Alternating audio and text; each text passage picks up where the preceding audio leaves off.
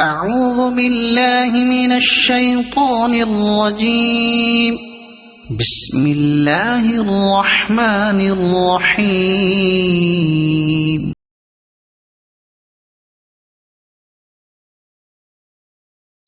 حضور اقدس صلی اللہ علیہ وآلہ وسلم کی نسبت مبارکہ کی وجہ سے ازواج مطہرات کا بھی بہت ہی بلند مرتبہ ہے۔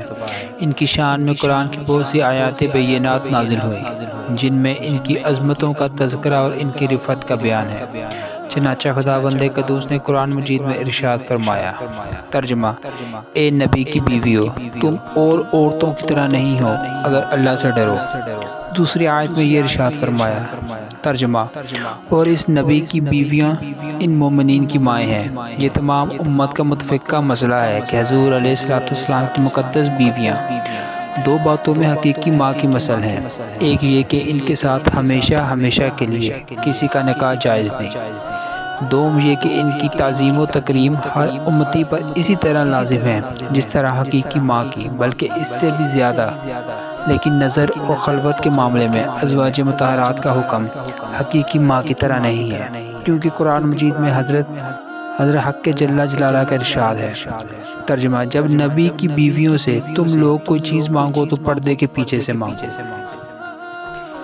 مسلمان اپنی حقیقی ماں کو دیکھ تو سکتا ہے اور تنہائی میں بیٹھ کر اس سے بات چیت بھی کر سکتا ہے، مگر حضور علیہ السلام کی مقدس بیویوں سے ہر مسلمان کے لیے پردہ فرض ہے اور تنہائی میں ان کے پاس بیٹھنا حرام ہے۔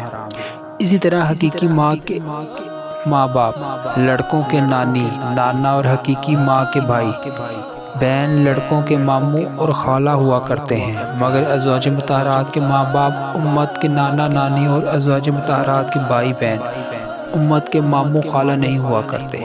یہ حکم حضور علیہ السلام کی ان تمام ازواج مطہرات کے لیے ہے جن سے حضور علیہ السلام نے نکاح فرمایا، چاہے حضور علیہ السلام سے پہلے ان کا انتقال ہوا ہو یا حضور علیہ السلام کے بعد انہوں نے وفات پائی ہو۔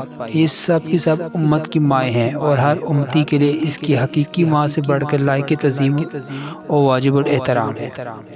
ازواج مطہرات کی تعداد اور ان کے نکاحوں کی ترتیب کے بارے میں مورخین کا قدر اختلاف ہے، مگر 11 امہات المومنین کے بارے میں کسی کا بھی اختلاف نہیں۔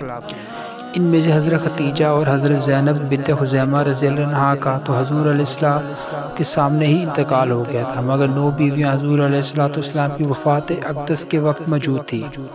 ان 11 امت کی ماؤں میں سے 6 خاندان قریش کے اونچے گھرانوں سے تھیں جن کی اسماء مبارکہ درج ذیل ہیں: خدیجہ رضی اللہ عنہا بنت خویلد، عائشہ رضی اللہ عنہا بنت ابو بکر صدیق، حفصہ رضی اللہ عنہا بنت عمر فاروق، ام حبیبہ رضی اللہ عنہا بنت ابو سفیان، ام سلمہ رضی اللہ عنہا بن ابو امیہ، سودہ رضی اللہ عنہا بنت زمعہ۔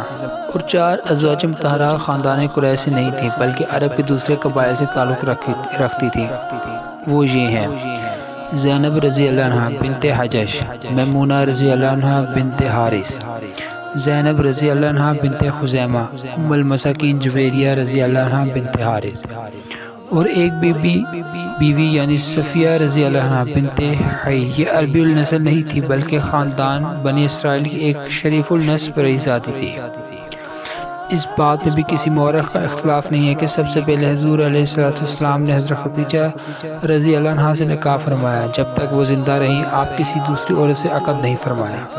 یہ حضور اقدس صلی اللہ علیہ وآلہ وسلم کی پہلی رفیق حیات ہیں۔ ان کے والد کا نام خویلد بن اسد اور ان کی والدہ کا نام فاطمہ بنت زائدہ ہے۔ یہ خاندان قریش کی بہت ہی معزز اور نہایت ہی دولت مند خاتون تھی۔ اہل مکہ ان کی پاک دامنی اور پارسائی کی بنا پر ان کو طاہرہ کے لقب سے یاد کرتے تھے۔ انہوں نے حضور علیہ السلام کے اخلاق و عادات اور جمال صورت و کمال سیرت کو دیکھ کر خود ہی حضور اقدس صلی اللہ علیہ وآلہ وسلم سے نکاح کی رغبت ظاہر کی اور پھر باقاعدہ نکاح ہو گیا۔ علامہ ابن اسیر اور امام ذہبی کا بیان ہے کہ اس بات پر تمام امت کا اجماع ہے کہ رسول اللہ صلی اللہ علیہ وآلہ وسلم پر سب سے پہلے یہی ایمان لائیں اور ابتداء اسلام میں جبکہ ہر طرف سے آپ کی مخالفت کا طوفان اٹھ رہا تھا، ایسے کٹھن وقت میں صرف انہی کی ایک ذات تھی جو رسول اللہ صلی اللہ علیہ وآلہ وسلم کی مونس حیات بن کر تسکین خاطر کا باعث تھی۔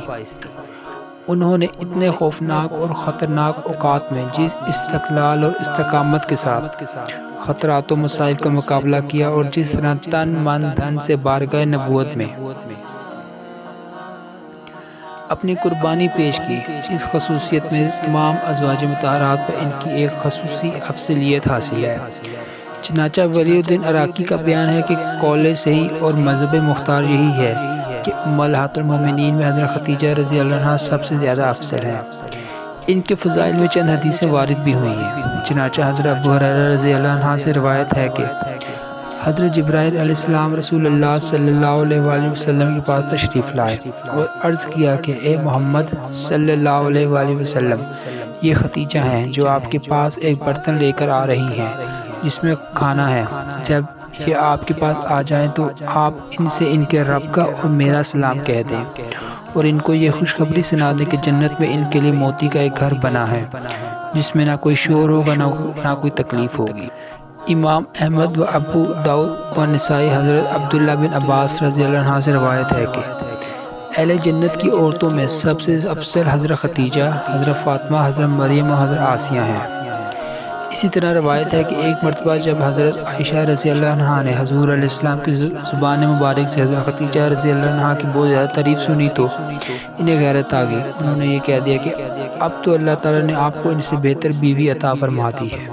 یہ سن کر آپ نے ارشاد فرمایا کہ خدا کی قسم خدیجہ سے بہتر مجھے کوئی بیوی نہیں ملی۔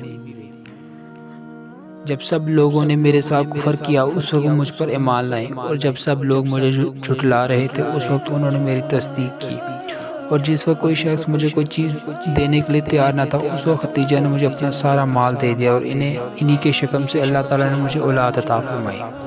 حضرت عائشہ رضی اللہ عنہا کا بیان ہے کہ ازواج مطہرات میں سب سے زیادہ مجھے حضرت خدیجہ کے بارے میں غیرت آیا کرتی تھی، حالانکہ میں ان کو دیکھا بھی نہیں تھا۔ غیرت کی وجہ یہ تھی کہ حضور علیہ السلام بہت زیادہ ان کا ذکر خیر فرماتے رہتے تھے، اور اکثر ایسا ہوا کرتا تھا کہ جب آپ کوئی بکری ذبح فرماتے تھے تو کچھ گوشت حضرت خدیجہ رضی اللہ عنہا کی سہیلیوں کے گھروں میں ضرور بھیج دیا کرتے تھے۔ اس سے میں چڑ جایا کرتی تھی اور کبھی کبھی یہ کہہ دیا کرتی تھی کہ دنیا میں بس ایک خدیجہ ہی تو آپ کی بیوی تھی۔ میرا یہ جملہ سن کے آپ فرمایا کرتے تھے کہ ہاں بے شک وہ تھی، انہی کے شکم سے اللہ تعالیٰ نے مجھے اولاد عطا فرمائی۔ امام طبرانی نے حضرت عائشہ رضی اللہ عنہا سے ایک حدیث نقل کی ہے کہ حضور علیہ السلام نے حضرت خدیجہ رضی اللہ تعالیٰ عنہا کو دنیا میں جنت کا انگور کھلایا۔